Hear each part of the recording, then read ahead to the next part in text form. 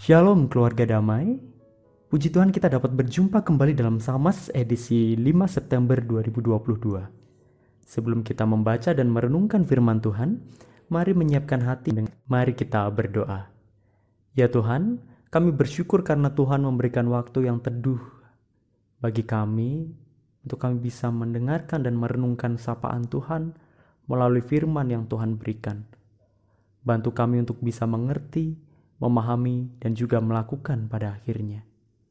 Terima kasih ya Tuhan, di dalam nama Tuhan Yesus Kristus kami berdoa. Amin. Keluarga damai, Samas pada hari ini bertemakan menjadi dasar dan penopang kebenaran. Bacaan kita terambil dari surat Paulus kepada Timotius, yaitu dalam 1 Timotius pasal yang ketiga, ayat yang ke-14 sampai dengan yang ke-16, hingga pasalnya yang keempat, ayat yang pertama sampai dengan yang kelima. Saya akan membacakan pasal yang ketiga, ayat yang 14 sampai yang ke-15. Demikian. Semuanya itu kutuliskan kepadamu, walaupun kuharap segera dapat mengunjungi engkau. Jadi jika aku terlambat, sudahlah engkau tahu bagaimana orang harus hidup sebagai keluarga Allah, yakni jemaat dari Allah yang hidup, tiang penopang dan dasar kebenaran. Amin. Keluarga damai, beberapa waktu yang lalu saya menjadi salah satu bagian dari tim yang mengadakan sebuah acara. Masih dalam suasana kemerdekaan, jadi acaranya berupa lomba-lomba. Dalam salah satu lomba, para peserta dibagi dalam kelompok-kelompok kecil dan mereka diberi tantangan untuk secara berkelompok juga membawa tempeh atau tampah dari ujung start ke ujung finish. Nah, mereka harus melewati lintasan dengan berbagai rintangan kecil. Pada tantangan yang paling ujung sebelum garis finish, para peserta diminta untuk melompati sebuah gawang mini yang terbuat dari pipa tanpa mereka menjatuhkannya. Setelah peluit dibunyikan, para peserta berlomba-lomba melaju dan melewati berbagai rintangan. Para supporter berteriak-teriak menambah suasana jadi lebih seru. Satu tim peserta, sebut saja tim A, mereka melaju paling cepat dan mencoba melewati gawang mini di ujung lintasan lomba. Mereka akan segera sampai di garis finish. Tapi ternyata mereka gagal. Ada anggota kelompoknya yang tanpa sengaja menjatuhkan gawang itu. Panitia pun meminta tim A untuk segera mengulangi melompati gawang tersebut. Namun tampaknya mereka enggan melakukan itu.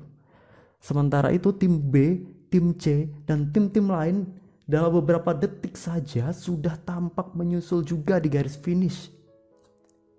Tim A merasa tidak perlu mengulang rintangan terakhir walaupun mereka menjatuhkan gawang itu ya. Mereka melihat dan mengatakan bahwa tim-tim yang lain pun melanggar hal yang sama.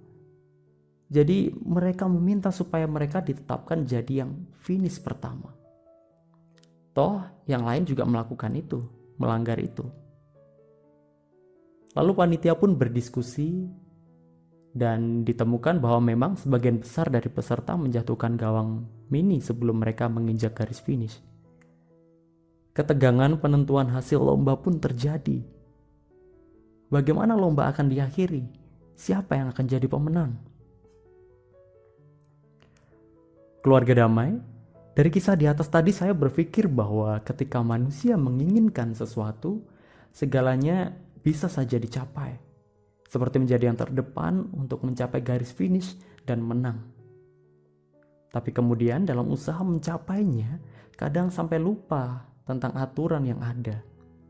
Sudah diingatkan, tapi tidak peduli. Ya yang penting tujuanku tercapai.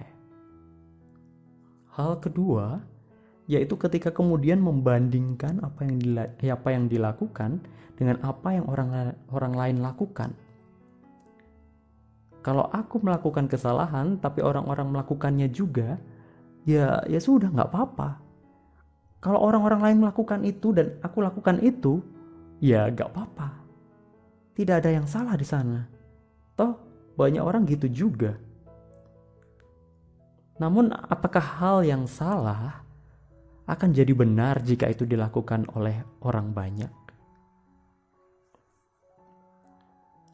Keluarga Damai ada juga cerita di mana seorang anak SD, ini beberapa waktu yang lalu, sekitar kurang lebih 2 bulan lalu. Anak SD ini meninggal dunia setelah ia dirundung atau dibully oleh teman-temannya. Ia mengalami kekerasan dan yang paling akhir, ia dipaksa para pelaku untuk menyetubuhi kucing. Kemudian para pelaku itu merekamnya dan videonya pun tersebar. Anak tersebut mengalami depresi di rumah, enggan makan dan minum, hingga akhirnya ia meninggal ketika dalam perawatan di rumah sakit. Yang kemudian menarik perhatian publik adalah ketika wakil gubernur pergi mengunjungi keluarga korban. Kemudian setelah itu ia memberikan komentar kepada para wartawan dengan mengatakan bahwa ya bercanda seperti itu adalah hal yang biasa saja. Dalam dunia anak-anak hal itu ya sering terjadi. Ia justru mengajak untuk mencari orang yang membuat ini viral atau tersebar luas dan membuat hal ini jadi masalah. Padahal menurut dia perundungan atau bullying itu hal yang biasa di dalam dunia anak-anak yang besar lah. Pernyataannya ini menjadi kontroversi dan akhirnya ia meminta maaf. Nah, keluarga Damai, kita adalah anggota keluarga Allah. Jemaat yang didirikan atas dasar kebenaran. Dalam komunitas kita sebagai jemaat Allah, kita harus meyakinkan bahwa nilai-nilai kebenaran ada di dalam keluarga besar kita ini. Paulus mengingatkan kepada Timotius bahwa ia mesti tahu tentang bagaimana hidup dalam keluarga Allah dan menjadi teladan di sana. Dan kita pun mengingat bahwa kita adalah anggota komunitas yang lebih luas, yaitu masyarakat. Dalam komunitas yang lebih luas ini, kita harus menyadari bahwa kita juga adalah penentu tentang nilai-nilai apa yang ada di dalam masyarakat. Apakah kita akan melakukan sesuatu yang kita tahu itu salah? Tapi karena orang-orang banyak juga melakukannya dan merasa itu biasa, ya it's okay, kita akan melakukannya juga. Tetapi jemaat Allah adalah dasar dan penopang kebenaran. Mestinya sudah jadi panggilan bagi kita yang hidup untuk bersaksi, menjadi teladan. Sudah jadi bagian kita untuk memberi contoh, untuk membiasakan yang benar, bukan membenarkan yang biasa, yang dilakukan oleh orang-orang pada umumnya. Nah, setelah diskusi beberapa waktu, panitia lomba tadi pun memutuskan untuk tidak mengikuti keinginan para peserta, yaitu membiarkan pelanggaran itu terjadi dan memutuskan siapa yang jadi pemenangnya.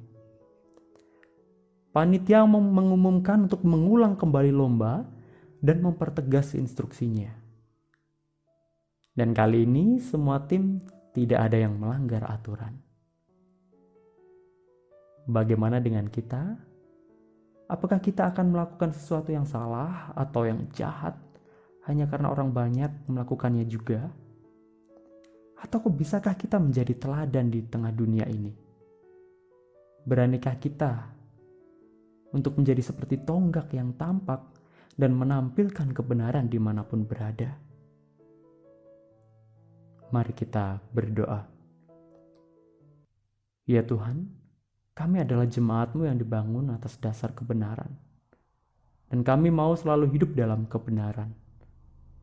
Kiranya Tuhan menolong kami untuk dapat menunjukkan itu di setiap waktu dan dimanapun kami berada. Biarlah kami jadi saksi kebenaran dalam setiap kesempatan. Terima kasih ya Tuhan. Di dalam nama Tuhan Yesus, Juru Selamat dan Teladan kami berdoa. Amin. Demikian Samos kita pada hari ini. Selamat mensyukuri hari yang Tuhan beri. Tuhan memberkati.